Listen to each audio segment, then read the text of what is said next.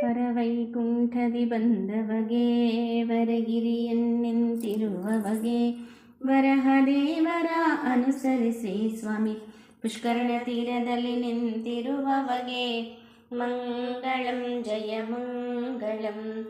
ಸರಸದಿ ಬೇಟದಿ ಹೊರಟವಗೆ ಸರಸಿಜಾಕ್ಷಿಯ ಕಂಡವಗೆ ಮರುಳಾಟದಿತ ಪರವಶನಾಗುತ್ತ ಕೊರವಿವೇಷದ ಧರಿಸಿದವಗೆ ಮಂಗಳಂ ಜಯ ಮಂಗಳಂ.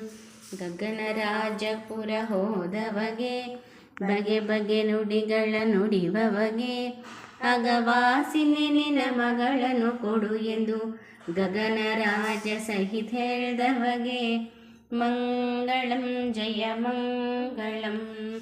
ತನ್ನ ಕಾರ್ಯತ ಮಾಡ್ದವಗೆ ಇನ್ನೊಬ್ಬರ ಹೆಸರು ಹೇಳ್ದವ